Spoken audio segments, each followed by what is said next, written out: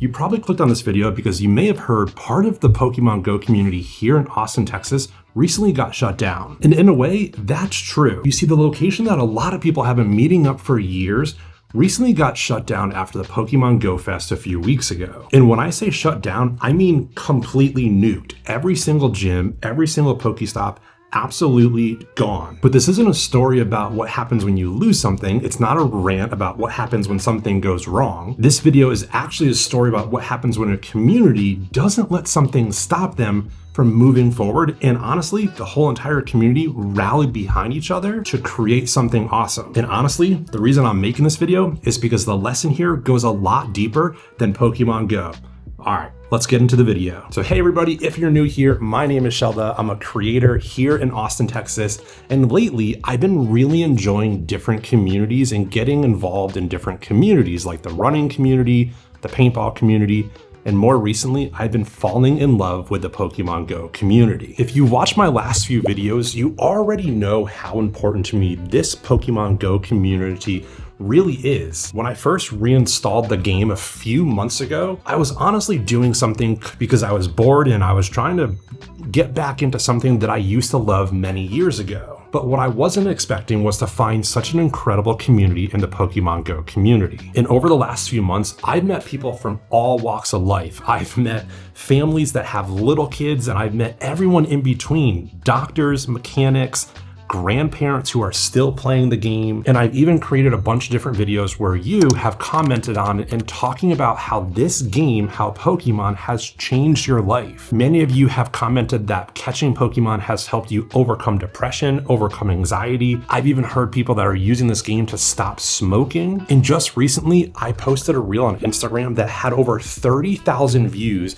And somebody even commented on it saying that Pokemon Go actually saved their life a few years ago, and it's one of the things that keeps them alive and keeps them seeing a new sunset every single day. And so I say all that because over the last few months, I've just seen and met so many people who are all coming together to play Pokemon Go. Complete strangers coming together, people who don't know each other that are becoming friends, people that are meeting for the first time that eventually become engaged together and they start families together. And that's why when the news hit here in Austin, Texas about a lot of our PokéStops and gyms getting completely canceled from the game, it hit people harder than we expected. So if we go back a few weeks ago during the Pokemon Go Fest here in Austin, Texas, the domain was absolutely packed. Throughout that event, I had actually chatted with a few different of the community ambassadors. One in particular, his name was Guy, and he mentioned that over 600 people had already checked in and the day wasn't even halfway done yet. And so if we add up all the numbers throughout the weekend, there were probably over 1,000 or a few thousand players who were going to the domain for Go Fest to catch Pokemon with their family. And so if you were there or at any other hotspot, you know exactly what I'm talking about. Just groups of people just walking together in these massive crowds. And it made the raids so easy. Within seconds, raids would fill up to all 20 trainers. And so you didn't have to wait around.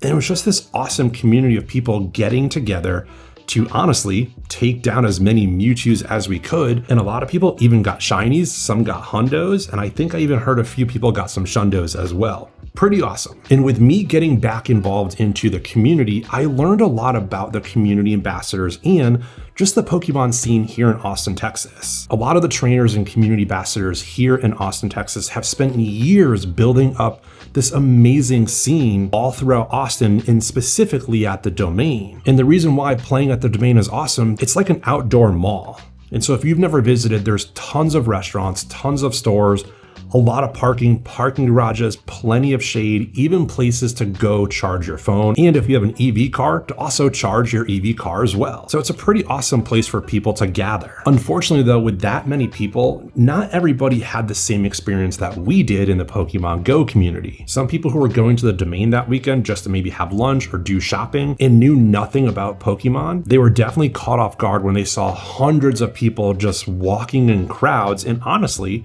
if I put myself in their shoes, that would kind of be like jarring in a way just to see these massive amount of people walking towards you. And a lot of times the heads are just looking down at their phone, not looking forward. So I totally get why it was off-putting and jarring for a lot of people. And because of that, some people thought walking around was harder than expected. And some people had thought the traffic even backed up because of our Pokemon Go community due to the Go Fest volume. And from that, someone formed an official complaint to the domain management, which eventually led to that property reaching out to Niantic or Scopely saying that we were causing some type of hazard to their property, and then that instantly nuked all of our gyms. Now, I'll be completely honest here. Everyone in the Pokemon Go community that was going there, that was part of that domain community, I totally get the frustration. I totally understand why a lot of people were upset about it. But I also think it's important to acknowledge the other side of the argument with people who are just showing up to the domain just to do some casual shopping, walking around, going to the incredible restaurants that we have there. And so the people that filed the complaint, they weren't doing something to destroy our hobby and destroy our community. They were looking at that experience through their own eyes and their own lens. And when they do that, of course, their experience isn't going to be what they were expecting when they showed up to find massive crowds and having to navigate through people just to get to their store to buy whatever it is they were buying. And so that doesn't make them bad people. It doesn't make us in the Pokemon Go community bad people. We're just two different sets of people that had two different experiences at the same exact place. But here's the part of the story that I really want you to take away. As soon as this happened, the Austin community ambassadors didn't jump online and they didn't get behind their keyboards and start bashing everybody. They instantly went into all of the different groups, the Discord groups, the Facebook groups, and they were encouraging the Pokemon Go community to stay positive, to not talk bad about the stores, to not talk bad about the property. And they even set up meetings with the mall management to understand what happened and to potentially set up an alternative solution for the Pokemon Go community. And that right there is what's so special about a lot of people in this community. You see, if something like that would have happened in a different community, in a different hobby, people would have brought out the pitchforks, they would have been yelling and bashing and putting each other down, they would have been boycotting a lot of the stores there. But everyone in this community was completely different. Granted, they were upset about it because now they have to change their plans with what they're going to be doing moving forward with playing Pokemon Go during the meetups, and rightfully so, that's okay. But the community and the community ambassadors partnered with Scopely to find a different campsite for us at the top side of the domain, and within about a week's notice, we had 8 or 9 gyms already spun up, a ton of PokéStops. And if I'm being completely honest, after going to a few meetups and doing the route a few times up there, I kind of like it a little bit better. It's much less crowded up there because there's not a lot of foot traffic. The sidewalks are way bigger. There's way more shady areas, and there's a ton of places to sit down with your family if you're playing Pokemon Go with your family. So is the new meetup place exactly like the old one? No. Is it perfect? No, it's far from it. But what amazed me about this whole entire story, it wasn't that we just got a new location spun up really quick. It's just how the community got behind what happened and supported it. And like I mentioned earlier, I was expecting to have people just be complaining about this. And instead, a lot of the community got behind it. They started posting what local businesses were on this new campsite and how we as a community can help support those businesses and potentially even bring new customers into their business. And that's one of the reasons why the Pokemon Go community is so awesome. It's resiliency. When something like this happens in a lot of the Pokemon Go communities throughout the world, I've noticed that instead of harping on it and looking backwards, they look forward to see how can they make this experience better. And then that's when I realized something I hadn't even thought about. The old meetup spot, it was already around really popular stores like Starbucks, Sephora, Viore, and a ton of other really popular stores.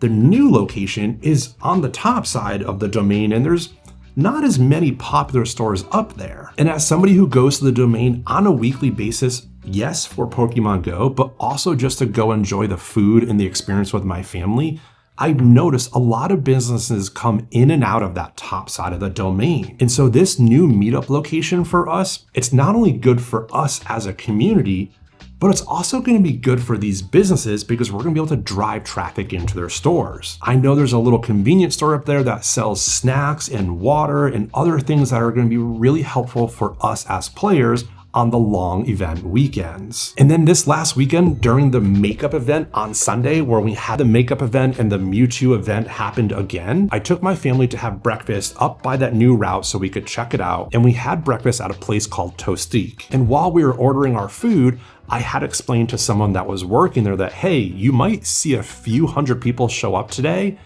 And they got so excited. They asked why and what was happening. And I got to explain what Pokemon Go was.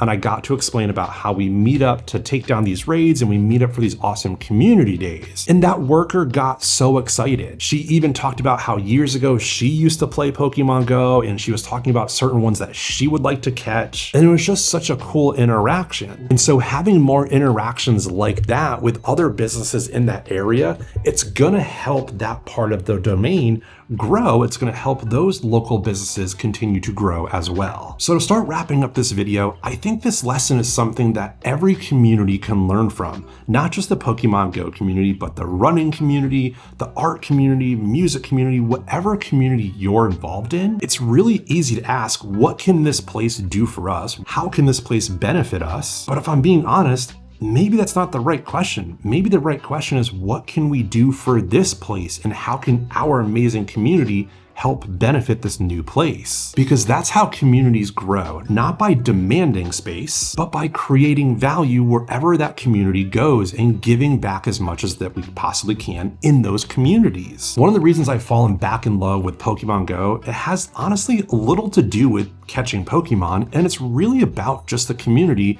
getting involved in it, hearing people's stories, and hearing how this game is changing people's lives. And this game keeps introducing me to people who are choosing happiness and enjoyment and fulfillment over bitterness. And so the Pokemon Go community, it's about resiliency. They lost something they had spent years building, and instead of giving up, instead of complaining about it, they picked themselves up, started to work together, and started to build something even bigger for the future. And honestly, I think that's a lesson that all of us can learn from. Sometimes life takes away something that feels permanent to you, and sometimes those plans disappear overnight. But the strongest people and the strongest communities aren't ever defined by what they lose. They're defined by what they decide to build next and how they show up for the next thing. And if this last few weeks has showed me anything, it's not about losing something, it's about building something even better and even stronger.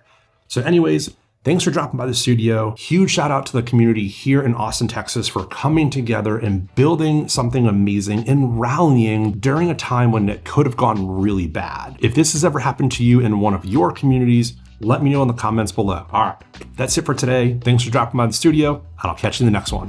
See ya.